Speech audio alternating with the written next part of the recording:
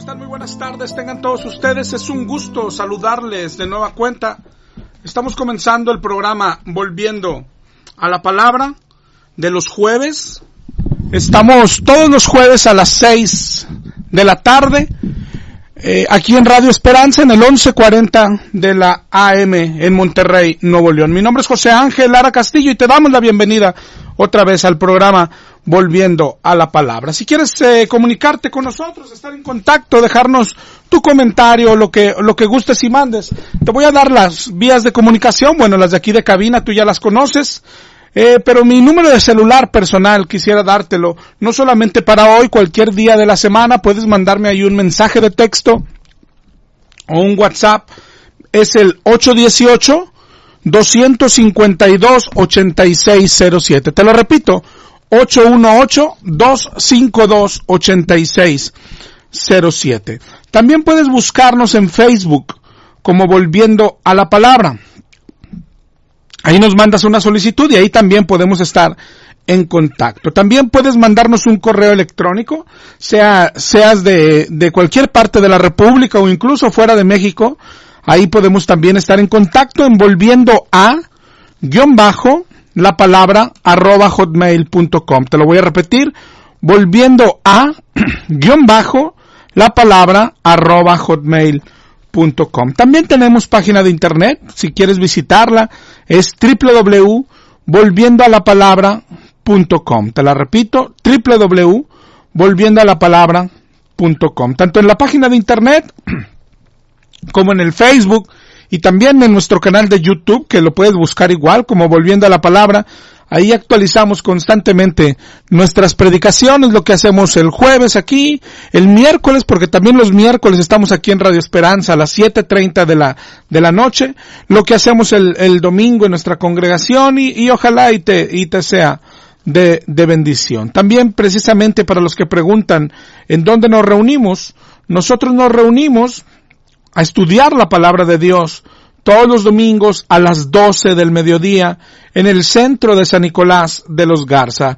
La dirección es en la calle Corregidora, número 500, en la mera esquina con la calle Colón. Corregidora, cruz con Colón, centro de San Nicolás de los Garza, muy cerca de la Clínica 6. Cualquier camión que llegue a la Clínica 6 ya estás demasiado cerca de ahí de la congregación. Si no te quedara cómodo, igual tenemos células, pequeñas células de estudio en casa, en otros lugares. Por ejemplo, los lunes estamos allá en Escobedo, en el Pedregal de Topo Chico.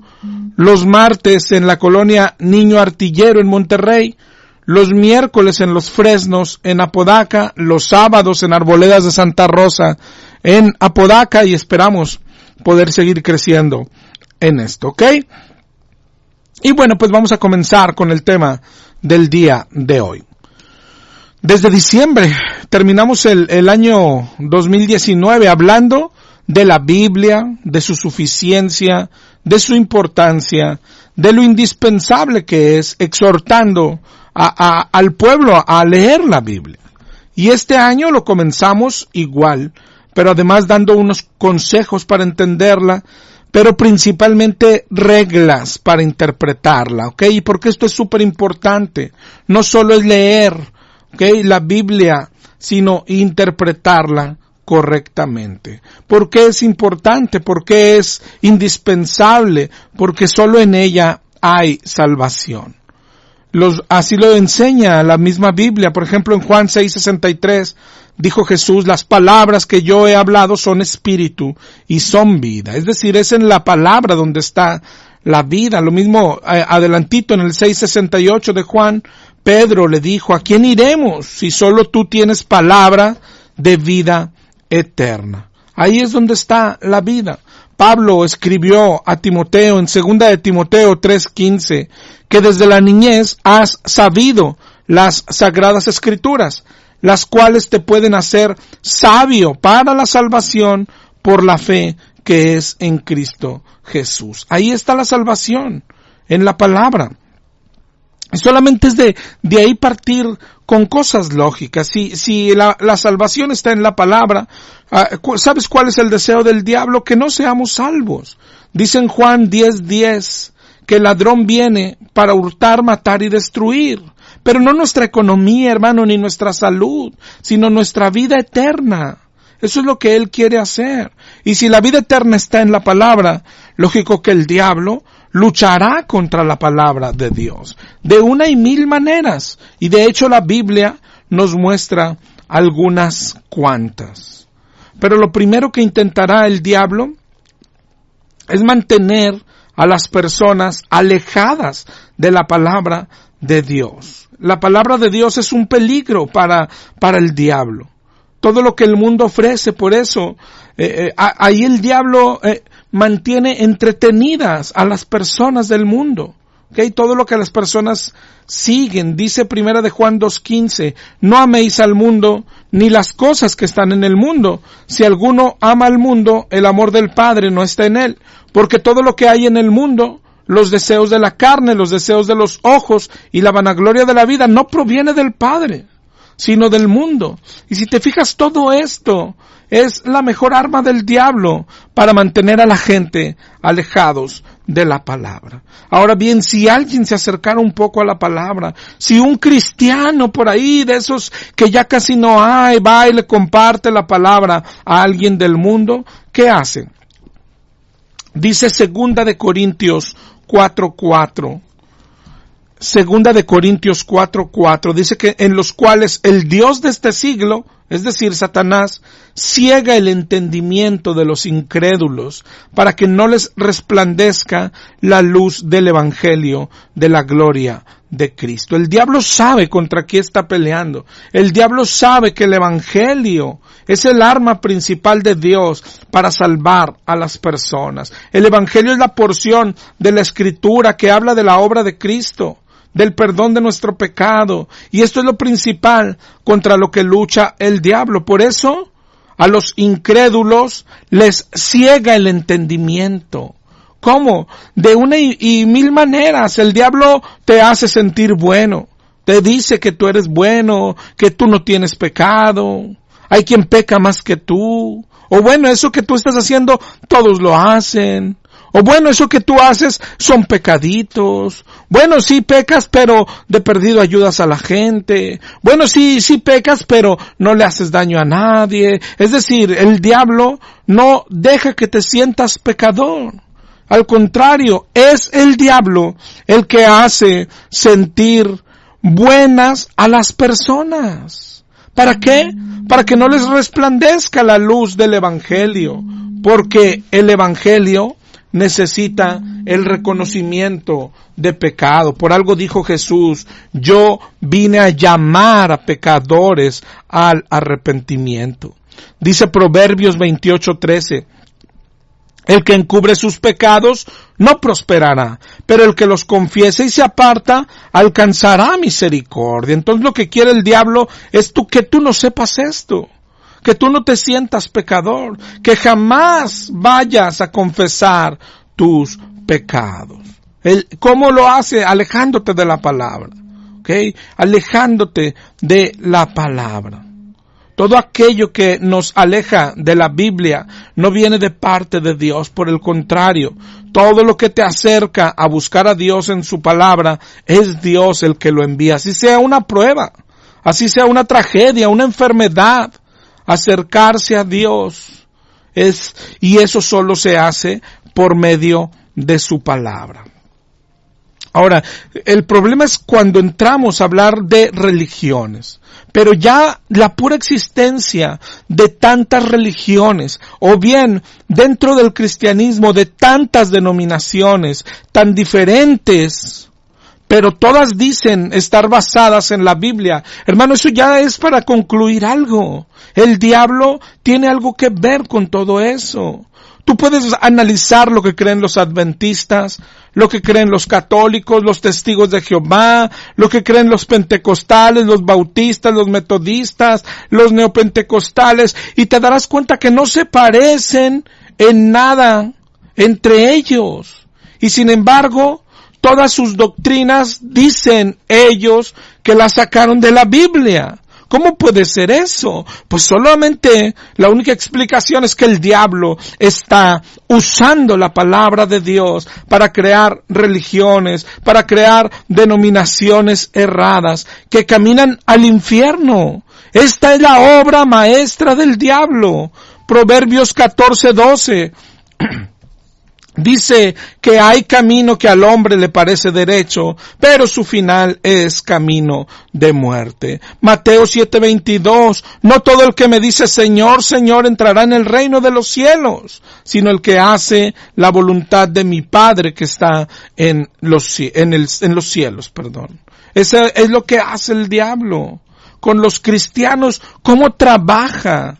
Igual, lo primero es mantenerte alejado de las Escrituras, de cualquier manera, por aburrimiento, por pereza, por demasiada confianza. Por eso vemos los católicos no leen la Biblia, pero reciben las disque enseñanzas de su iglesia. A los adventistas les pasa igual, a los testigos les pasa igual. Tú platica con un testigo de Jehová y sabe repetir lo mismo que le enseñan a repetir. Pero cuando le preguntas otra cosa, no, bueno, eso no lo sé, pero mañana le vamos a traer uno de los maestros de ahí. Es lo mismo. Falta de lectura, falta de estudio. Y eso es lo que el diablo está haciendo en todas las denominaciones. ¿Qué hay en un culto pentecostal? Gritos, emociones, se tiran al piso, aúllan, saltan, cantan, danzan, lloran, mueven el pandero. ¿Y el estudio de la Biblia? En un culto neopentecostal, ¿qué hay de esas iglesias de prosperidad? Es un concierto. Más de 1 hora de música, disque adoración, y levantan las manos y lloran, y luego la predicación son 20 minutos de motivación. Tú eres un campeón, tú debes de tener éxito, tú eres una princesa de Dios. ¿Y el estudio de la Biblia? ¿No te das cuenta que este es trabajo del diablo? Alejarnos de la palabra de Dios. Alejarnos de 1,000 maneras. Pero cuando ya hablamos de religiones, de denominaciones cristianas, el trabajo del diablo se vuelve más perfecto, porque nos aleja de la palabra, pero nos hace creer que estás cercano. No, en mi iglesia sí predican la Biblia, desde luego 1 verso o 2. Pero la pregunta es, ¿y tú estás leyendo la Biblia? ¿Has leído la Biblia por tu cuenta? ¿Sabes entenderla, interpretarla? Puedes ir a una iglesia, a lo mejor, donde sí predican un poco más de Biblia. Pero eso no te exenta de ser atacado por el diablo. Eso es lo que enseñó Jesús en la parábola del sembrador. En Mateo 13, del 13 en adelante, dice, el sembrador salió a sembrar. Parte de la semilla cayó junto al camino. Vinieron las aves y la comieron. Parte cayó en pedregales, brotó pronto, pero salió el sol, se quemó y se secó. Parte cayó entre espinos, los espinos crecieron y la ahogaron. Parte cayó en buena tierra y ésta dio fruto, etc. Y cuando la explica, en el 13:19, dice, cuando alguno oye la palabra del reino y no la entiende, viene el malo. En otras versiones dice, el diablo, el maligno, y arrebata lo que fue sembrado en su corazón. Es decir, ni siquiera que estés recibiendo buena palabra es garantía de que el diablo no te va a atacar. ¿Sí? Ahí menciona 3 casos, 3 tipos de personas, 3 religiones o denominaciones que escuchan la palabra correcta, pero aún así a los primeros se los arranca tan rápido el maligno, a los segundos las aflicciones y a los terceros los engaños de las riquezas, los engaños de la prosperidad. ¿Tú crees que el diablo se queda tranquilo? Oh, no, ya va a una iglesia cristiana, ya se me peló. Nada, mi hermano.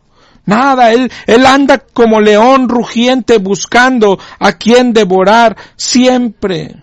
Siempre, mientras no pongas por obra, mientras no camines en santidad, el diablo te tiene donde te quiere tener. Y a los cristianos lo hace usando la palabra de Dios, de 1,000 maneras, cambiando la palabra de Dios, torciendo la palabra de Dios. Pero definitivamente los cristianos o los que se dicen cristianos son sus presas favoritas. Mira cómo se ve en Mateo 4, cómo quiso engañar a nuestro mismo Señor Jesús. El primer ataque, cuando Jesús fue llevado al desierto para ser tentado por el diablo, y después de haber ayunado 40 días y 40 noches tuvo hambre. Y dice en el 4:3 de Mateo, vino a él el tentador y le dijo, si eres hijo de Dios, di que estas piedras se conviertan en pan. Ese es un ataque que se ha propagado hoy entre la iglesia cristiana. Si eres hijo de Dios y tienes hambre, declara y decreta que esas piedras se convierten en pan. Tú tienes autoridad. Si eres hijo de Dios, declara y decreta que la enfermedad no te toca. Si eres hijo de Dios, tú tienes autoridad. La enfermedad se va en el nombre de Jesús y cosas así que vienen del diablo, pero se predican en iglesias que se dicen cristianas. ¿Cómo respondió Jesús? ¿Cómo se vence al diablo, hermano? Con la Biblia, con la Escritura. No se le vence de otra forma. Mira cómo respondió en Mateo 4:4. Escrito está, no solo de pan vivirá el hombre, sino de toda palabra que sale de la boca de Dios. La palabra de Dios, la palabra que sale de la boca de Dios. Al diablo no hay que atarlo, no hay que reprenderlo. Se le gana con la palabra de Dios, pero ¿cómo? Obedeciendo la palabra de Dios. Mira el segundo ataque ahí mismo. El diablo, este sabe Biblia. Entonces lo que hace es mencionarle la Biblia. La tuerce, la cambia, la interpreta diferente, la enseña a su manera.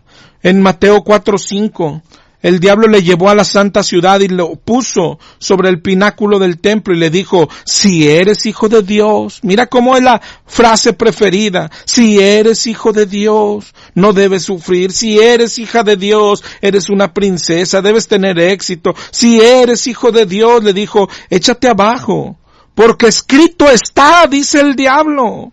Y le menciona parte del Salmo 91. A sus ángeles mandará cerca de ti, en sus manos te sostendrán para que no tropieces con tu pie en piedra. Imagínate, usa la Escritura. Pero ¿cómo respondió Jesús? La teología sistemática. Tú me das un verso, diablo mentiroso, pero hay mucho más en la Biblia. Jesús le dijo, escrito está también. Escrito está también. Esa respuesta es maravillosa. Ahí es donde Jesús está enseñando teología sistemática. Ahí es donde Jesús está enseñando a que tenemos que saber toda la palabra de Dios. Hay que estudiar toda la Biblia, porque el diablo es el maestro de los pedacitos. Así trabaja. Con pedacitos, hace doctrinas. Dice en 1 de Timoteo 4:1, el Espíritu dice que en los últimos tiempos algunos apostatarán de la fe, prestando atención a espíritus engañadores y a doctrinas de demonios. Así hace doctrinas de demonios, aparentemente cristianas, con un versículo. ¿Cómo lo logra? Con sus demonios en el mundo espiritual, pero en la tierra con algo peor que demonios, los ministros del diablo. Dice 2 de Corintios 11:3, temo que como la serpiente con su astucia engañó a Eva, vuestros sentidos sean de alguna manera extraviados, porque viene alguno predicando, en los púlpitos, en el radio, en la tele, en la calle, predicando a otro Jesús.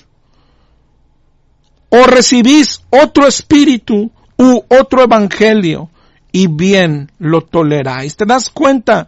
Eso es lo que hace Satanás. Tiene ministros, pero no vienen a ti, no comienza un programa de radio diciendo, bueno, buenas tardes, hoy vamos a hablar, a exaltar a Satanás. No dicen eso. Dicen que van a hablar de Cristo, pero te hablan de otro Cristo, te hablan de otro espíritu y te hablan de otro evangelio. Dice ahí adelantito en el 11:13, en el 11:14, no es maravilla. Es decir, no te sorprendas. Lo deberías de estar esperando, porque el mismo Satanás se disfraza como ángel de luz. No es extraño que sus ministros, los ministros de Satanás, estén disfrazados como ministros de justicia. No es extraño. Nos advirtió Cristo en Mateo 7:15, cuídense de los falsos profetas, pero vienen vestidos de oveja, pero por dentro son lobos rapaces. Pablo dijo en Hechos 20:30, de vosotros mismos se levantarán hombres a hablar cosas perversas para arrastrar tras sí a los discípulos. Por eso Juan también dijo en primera de Juan 4:1, amados, no crean a todo espíritu. Hay que probar los espíritus a ver si son de Dios. ¿Por qué? Porque aparentan ser de Dios. Porque dicen venir de parte de Dios. Porque traen mensajes según ellos de parte de Dios. Traen profecías que les dio Dios. Traen interpretaciones que según ellos les dio Dios. Pero eso es lo que hace la serpiente siempre. Desde Génesis 3. Eso es lo que se ve siempre. Dice Génesis 3, la serpiente era astuta, más que todos los animales del campo, que Jehová Dios había hecho, y dijo a la mujer, con que Dios os ha dicho, no comáis de todo árbol del huerto. ¿Te das cuenta lo que está haciendo? Torciendo la palabra, cambiando la palabra. Y sin embargo la mujer respondió bien al principio. Le dijo, no, del fruto de los árboles del huerto podemos comer, pero del fruto del árbol que está en medio del huerto, dijo Dios, de ese no comeréis. Y eso es lo que había dicho Dios. Pero entonces la serpiente, que es astuta, le interpreta la palabra. No, hombre, no morirás, sino que sabe Dios que el día que comáis de él, serán abiertos vuestros ojos y seréis como Dios. No morirás.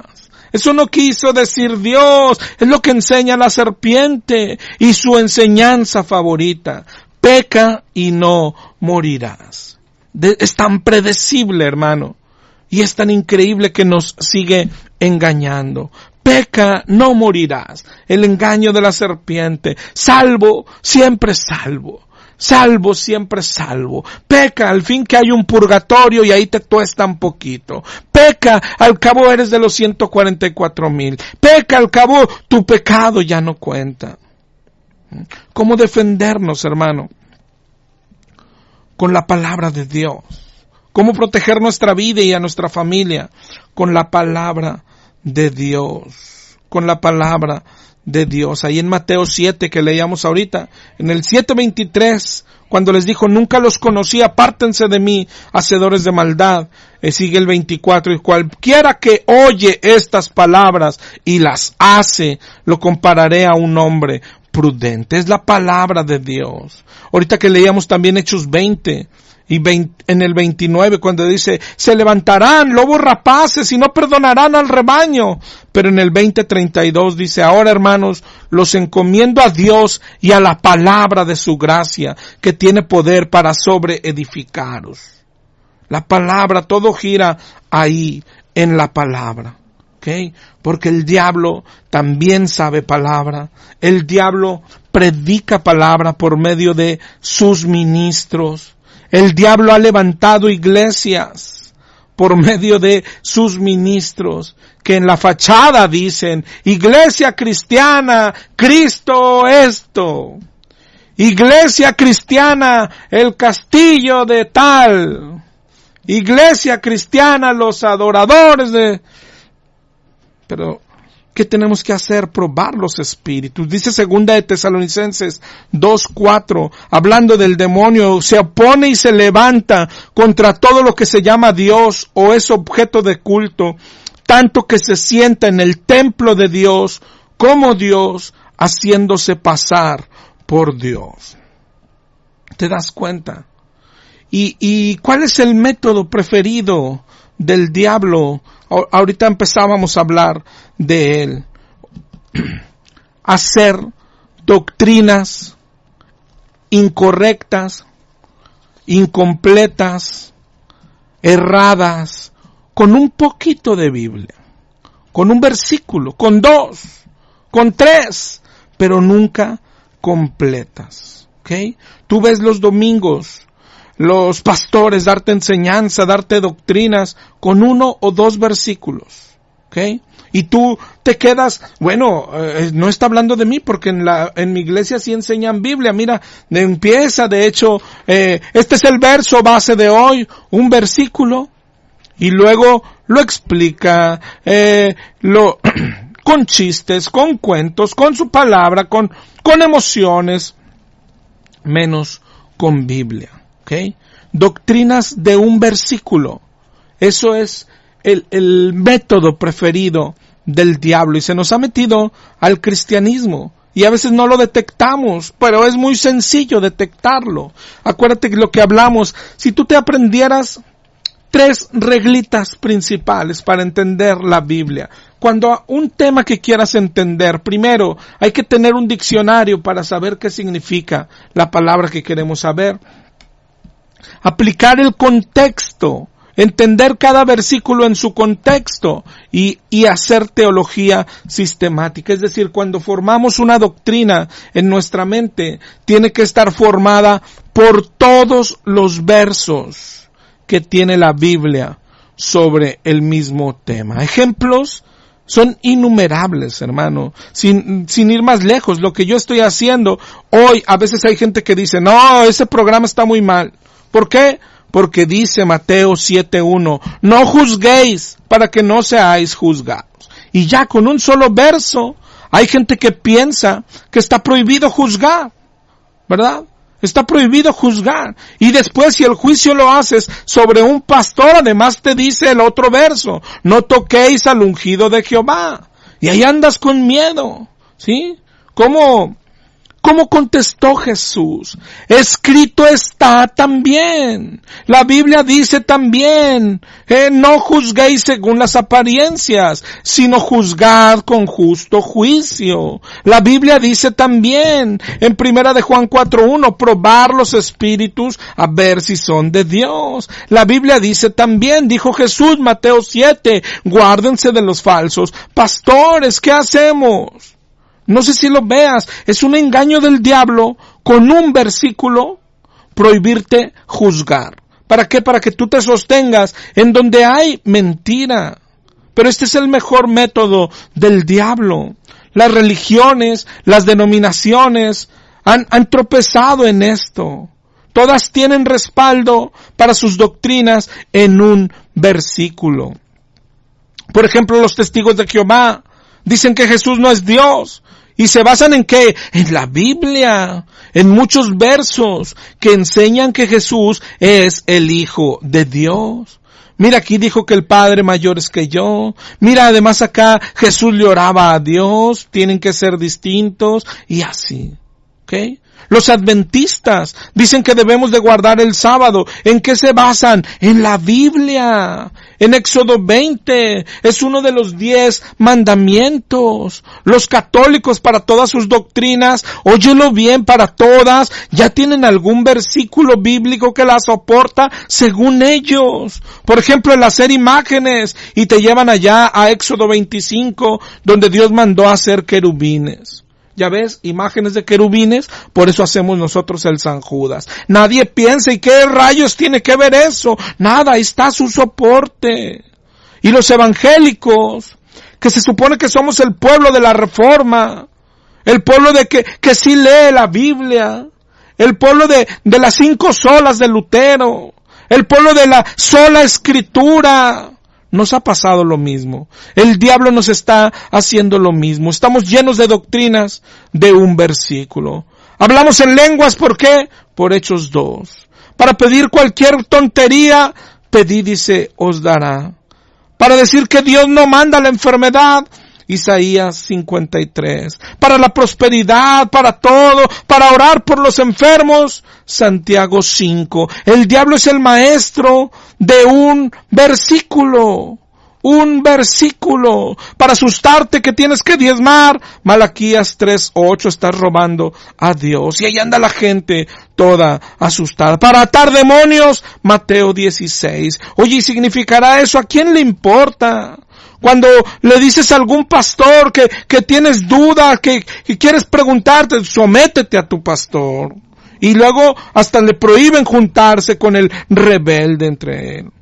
Si alguien quiere dejar la iglesia, Hebreos 10:25, no dejen de congregarse. Y así, un versículo o dos para todos. El problema que es lo que enseñó Jesús, escrito está también. La escritura es tan grande y estamos ignorando gran parte de la escritura. Los calvinistas, salvo siempre salvo, forman su doctrina no con uno, con muchos versos de la Biblia.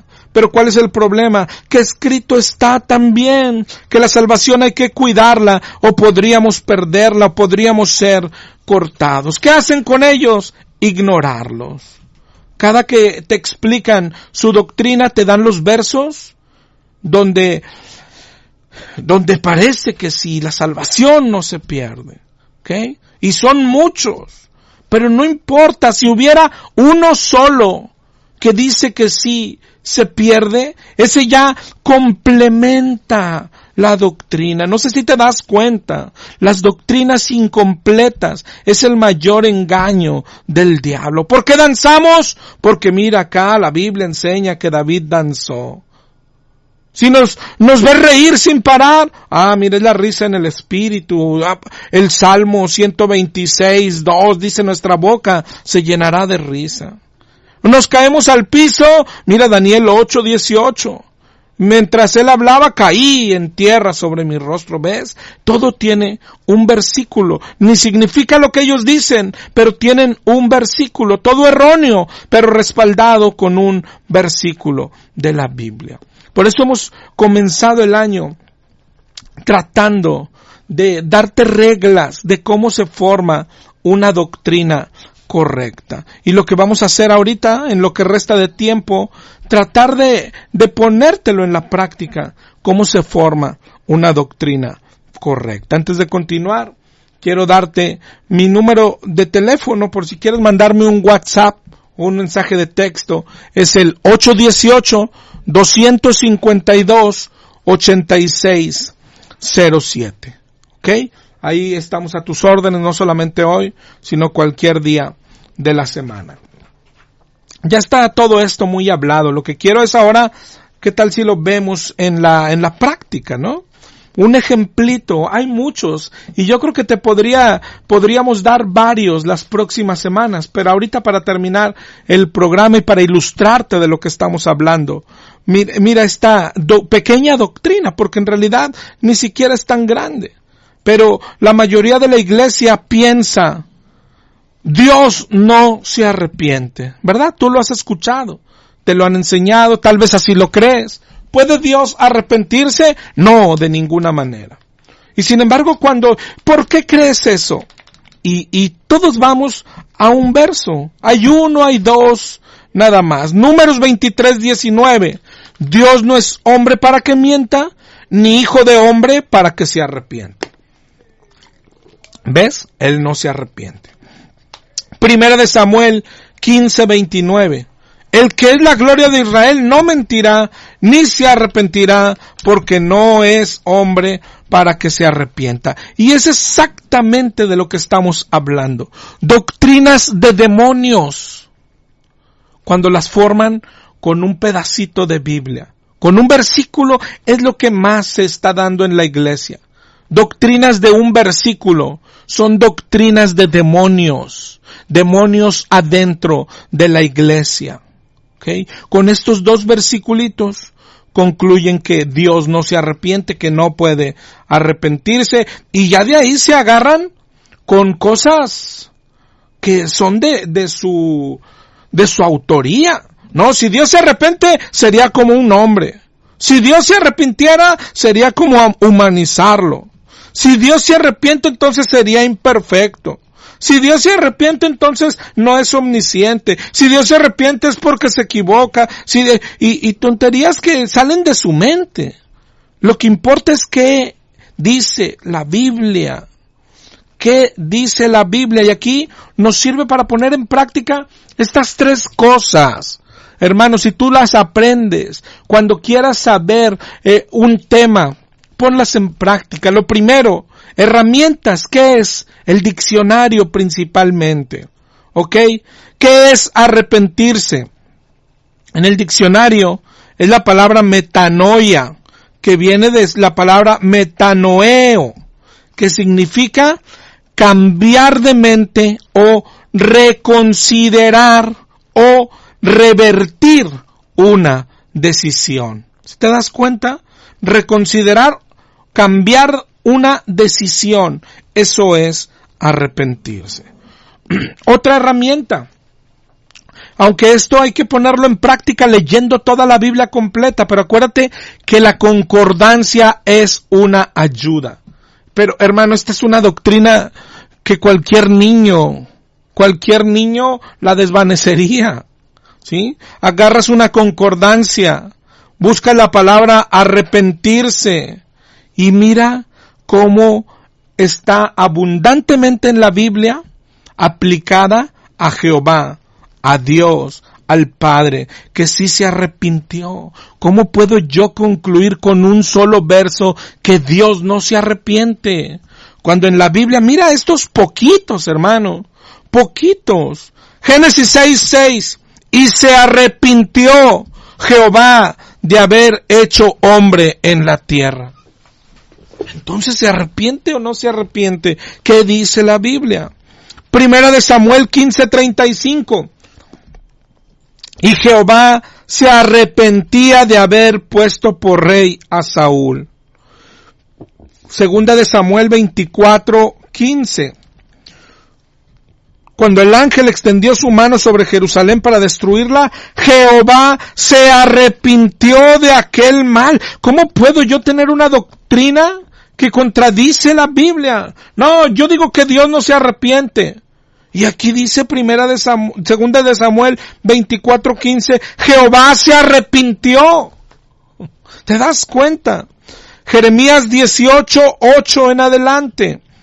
Si estos pueblos se convirtieren de su maldad, contra la cual hablé, yo me arrepentiré del mal que había pensado hacerles. Y en un instante hablaré de la gente y del reino, pero si hiciere lo malo delante de mis ojos, me arrepentiré del bien que había determinado hacerles. Es decir, se arrepiente para bien y se arrepiente para mal. Deuteronomio 32:36 enseña esto. Jehová juzgará a su pueblo y por amor de sus siervos se arrepentirá. Hermano, es sencillo. Imagínate que le lees todo esto a un niño de 6 años y le preguntas, oye, entonces Dios se arrepiente o no. Pues ya, oiga señor, pues está malito usted de su cabeza, pues si la Biblia dice, Jehová se arrepintió, Jehová se arrepentirá. Joel 2:14. Joel 2:13 y 14. Rasgad vuestro corazón y no vuestro vestido. Convertíos a Jehová, porque misericordioso es y clemente, y que se duele del castigo. ¿Quién sabe si volverá y se arrepentirá? Jonás, hermano, Jonás 3:9 en adelante. Cúbranse de cilicio, clamen a Dios y conviértanse. ¿Quién sabe si se volverá y se arrepentirá Dios y se apartará del ardor de su ira? Oye, pero, y mire lo que dice adelante, vio Dios lo que hicieron y se arrepintió. Entonces, ¿se arrepiente o no se arrepiente? Tú me dejaste, Jeremías 15:6, dice Jehová, te volviste atrás, por tanto yo extenderé sobre ti mi mano, te destruiré, porque ya estoy cansado de arrepentirme, dice nuestro Señor. Ya estoy cansado de arrepentirme. Y hay muchos más. Jeremías 26:3, Amós 7:3, se arrepintió Jehová de esto. Jonás 4:2, y hay muchos, hermano. Hay muchos que dicen que sí se arrepiente. Ahora bien, pero está el otro que dice que no se arrepiente. ¿Qué hay que hacer? Algunos lo que hacen es escoger una parte nada más. ¿Sí? Eso es donde está errando la mayoría. ¿Ok? Que haya dos partes no quiere decir que una parte no es verdadera. Porque si no, es lo que está pasando. Que hay quien dice, no, yo creo esta parte. Yo creo que Jesús sí es Dios. Y los testigos, yo creo que no es Dios. Y hay versos para los dos lados. Yo creo que la salvación no se pierde. No, pero yo creo que sí. Y hay versos para los dos lados. Yo creo que Dios es uno. Yo creo que Dios es trino. Y hay versos para los dos lados. Pero las dos partes son verdaderas. Dice el Salmo 119, 160. La suma de tu palabra es verdad. ¿Qué hay que hacer? La Biblia tiene que sumarse. Ahorita nos lo dio. La suma de tu palabra es verdad. Y hay que formarse una doctrina con todos los versos. Con todos los versos. Si vas por la Biblia, ves cómo Dios se relaciona con los pueblos por medio de pactos. ¿Ok? Pactos, dice Deuteronomio 7:9. Conoce pues que Jehová tu Dios, Dios fiel, guarda el pacto y la misericordia con los que le aman y guardan sus mandamientos. Es decir, pone condiciones en los pactos. ¿Ok? Y si tú andas en pecado, la paga del pecado es muerte. Vamos camino al infierno. Dios tiene castigo para nosotros. ¿Qué pasó cuando nos arrepentimos? Que Dios se arrepintió, lo que leíamos ahorita, Jeremías 26:3. Quizá oigan, se vuelvan de su mal camino y me arrepentiré del mal que iba a hacerles, dice el Señor. Lo que vimos en Jonás 3:9. Que se arrepintió del mal que había dicho que les haría, del mal que nos iba a hacer. ¿Te das cuenta? Que Dios se arrepienta es lo que hoy nos tiene cercanos a Él. Si Dios no se arrepintiera, nosotros a partir de nuestro primer pecado ya seríamos castigados y pues Dios no se arrepiente. El infierno estaría esperando por nosotros, pero gracias a que Él se arrepintió. Éxodo 32:14, Jehová se arrepintió del mal que dijo que había de hacer a su pueblo. Porque Él se arrepiente, es que tenemos vida eterna. Pero ¿de qué depende su arrepentimiento? Del hombre. Si el hombre cambia, Dios también se arrepiente. Si el hombre se corrige, dice Jeremías 18:8. Ahorita lo leímos. Si esos pueblos se convierten de su maldad, yo me arrepentiré del mal que había pensado hacerles. ¿Sí? Pero si hiciera lo malo, me arrepentiré del bien que había determinado hacerles. El arrepentimiento de Jehová depende del arrepentimiento del hombre. Si eres malo, te iba a castigar. Así estábamos todos. No hay justo ni aún uno. ¿Te das cuenta? Castigo pendía de nuestra cabeza a partir de nuestro primer pecado. Y seguimos pecando. Y solamente estábamos acumulando ira para el día de la ira.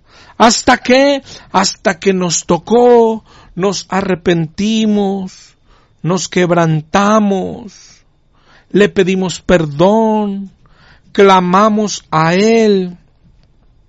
Y si Dios no se arrepintiera, tú hubieras dicho, no, ya pecó, ya va para el infierno. No, se arrepintió del mal que había pensado hacernos. se arrepintió, como leímos en tantos pasajes, 2 de Samuel 24:15, Jehová se arrepintió de aquel mal. Cuando el ángel extendió su mano sobre Jerusalén para destruirla, Jehová se arrepintió de aquel mal. ¿Sí? Pero si nosotros cambiamos ahora y seguimos haciendo el mal, Dios también se arrepentirá ahora de las bendiciones y de las promesas. En Mateo 18 es lo que enseña. ¿Te acuerdas de aquel siervo que fue perdonado y luego él no perdonó a alguien? Dice que lo llamó su señor, Mateo 18:32, siervo malvado, toda aquella deuda te perdoné, ¿no debías tú también tener misericordia? Entonces el Señor enojado le entregó a los verdugos hasta que pagase todo lo que le debía, lo que ya le había perdonado. ¿Te das cuenta? Eso es lo que enseña la Biblia.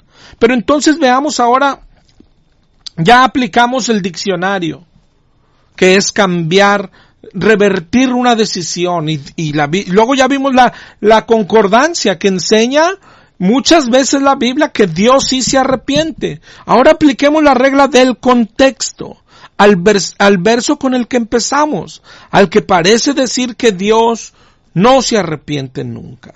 Pero leámoslo en su contexto. El verso es Números 23:19. Dios no es hombre para que mienta, ni hijo de hombre para que se arrepienta. Ok, si tú que tienes más tiempo ahí en tu casa, lee desde el 21, lee desde el 20 o lee todo el libro, hermano. Mira cómo Israel a veces andaba bien con Dios, a veces estaba mal con Dios. A veces andaba en altas porque se había arrepentido y había pedido perdón, y Dios los bendecía, estaba con ellos, peleaba y ganaban las batallas, y de hecho por eso Moab tenía miedo. En Números 22:1, leyendo un poco de contexto, Números 22:1 en adelante, partieron los hijos de Israel, acamparon en los campos de Moab, junto al Jordán, y vio Balac, hijo de Zippor, todo lo que Israel había hecho al amorreo. ¿Te das cuenta? Cuando andaba en altas. Y Moab tuvo gran temor a causa del pueblo, porque era mucho.